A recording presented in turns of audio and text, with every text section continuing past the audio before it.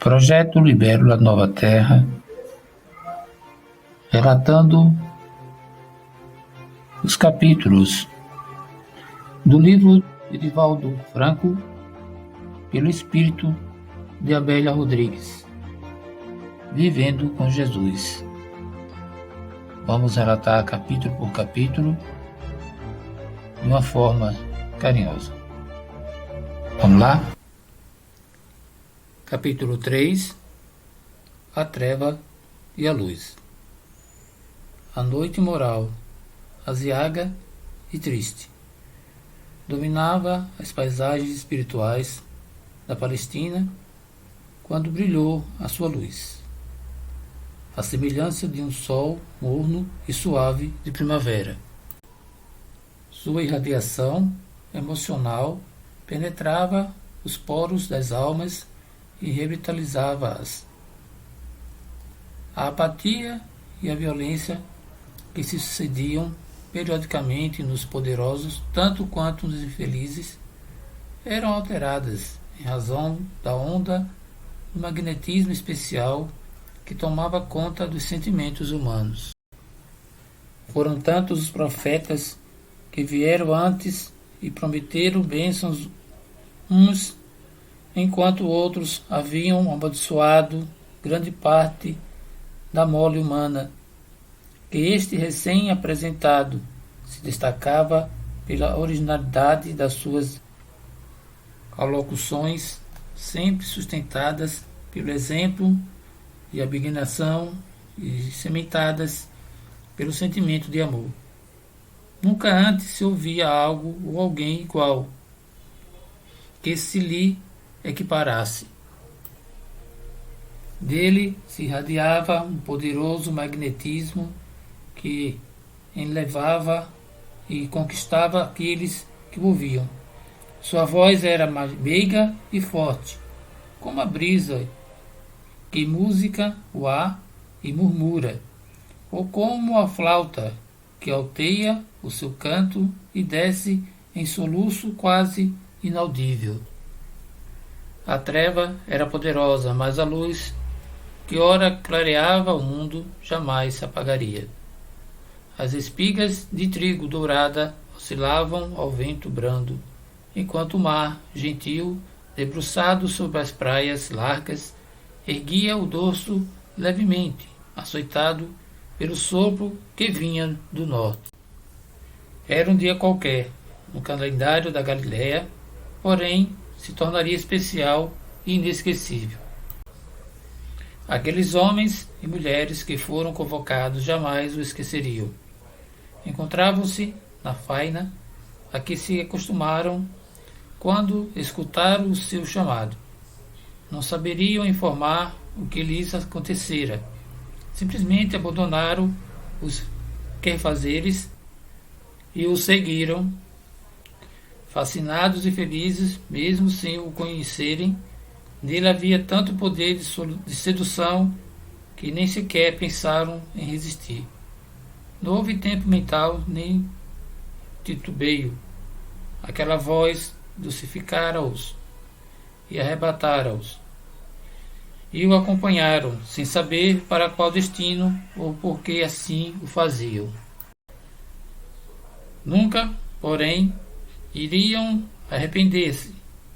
Ele estava reunindo os obreiros da nova era, a fim de que edificassem com ele o reino dos céus, sem fronteiras, nas paisagens infinitas dos corações humanos. A Galiléia gentil e franca, caracterizada pela simplicidade do seu povo e pela natureza em festa constante, com o imenso espelho do mar, orlava-o do multicolorido da vegetação, luxuriante e rica de espécies. O seu dia a dia estava circunscrito aos deveres comezinhos a que todos estavam acostumados. As notícias da capital do país ou de outras cidades do além-Jordão chegavam pela voz dos viajantes que lhe venciam a casa da passagem demandando outras terras. Por isso mesmo, as novidades eram poucas e estavam acostumados ao labor das redes, das colheiras de frutas e do trigo maduro, que bordava como ouro as terras mais baixas.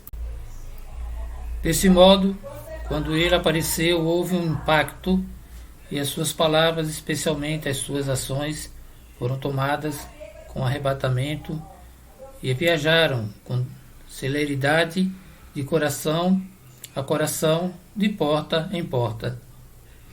Ele abandonara Nazaré e fora para Cafarnaum, a cidade encantadora nos confins de Zebulon e Naphtali, onde começou a derramar a sua taça de luz inapagável.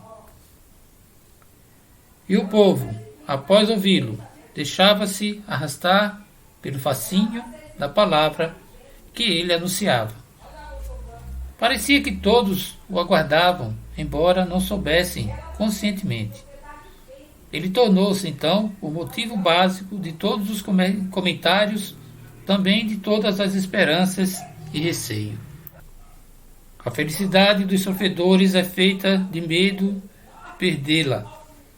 Tão acostumados se encontram com a dor, que não sabem fluir do encantamento da alegria, mal baratando, não raro, os momentos melhores, que não sabem aproveitar. Diante dele, todos os problemas perdiam a significação e a gravidade, porque se faziam diluídos ante os esclarecimentos simples que ministrava, utilizando-se de imagens corriqueiras, conhecidas e vivenciadas. A semente que morrer, essa viverá, dizia com encantamento na voz, mas aquela que teimar em viver, esta morrerá.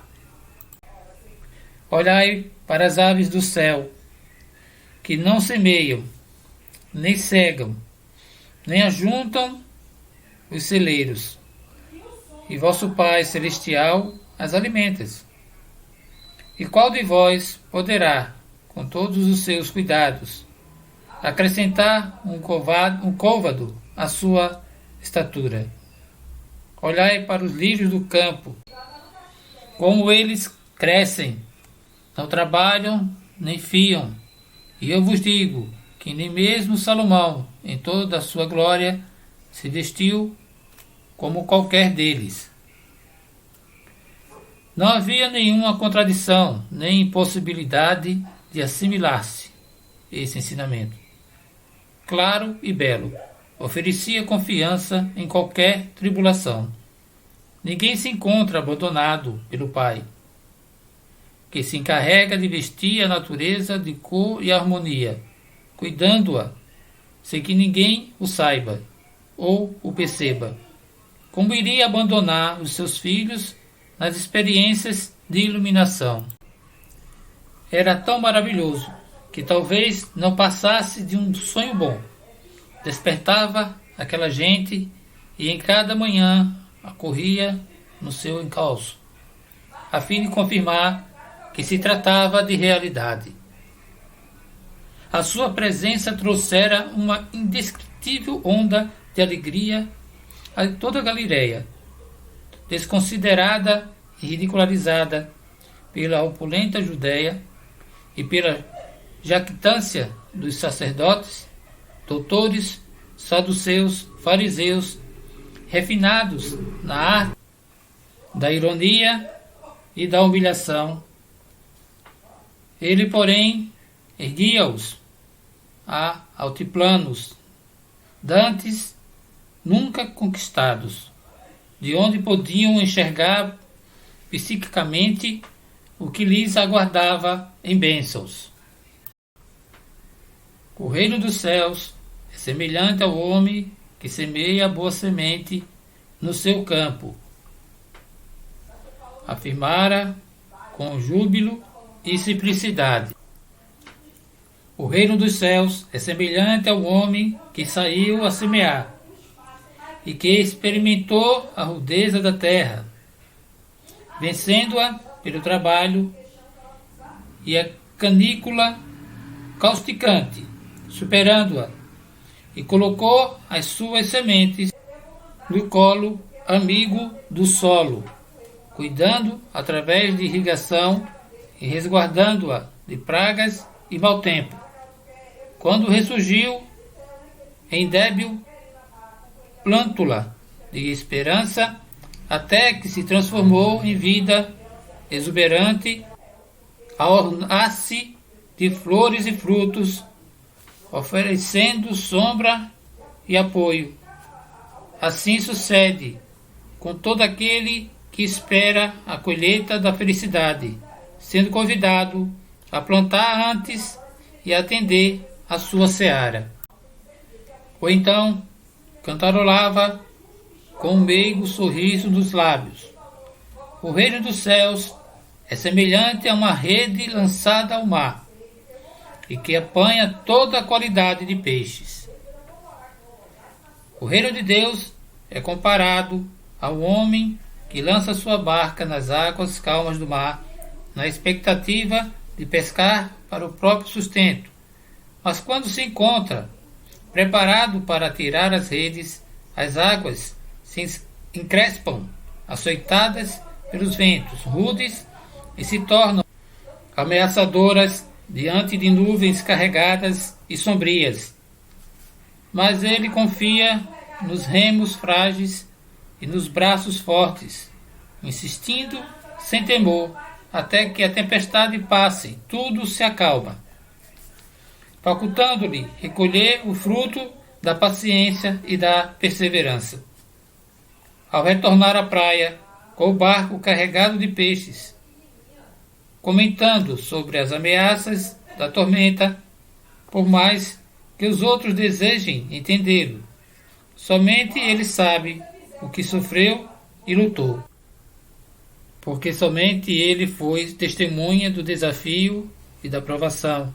O mesmo se dá com aquele que sai à busca do Pai no mar traiçoeiro da humanidade, e não desanima nem teme as ocorrências infelizes, porque sabe que, um pouco depois, chega a hora do encontro. Ninguém antes falara assim, com naturalidade, a linguagem que todos entendiam. Mas esses eram os primeiros raios de luz que penetravam a noite a fim de transformá-la em dia de festa que viria depois.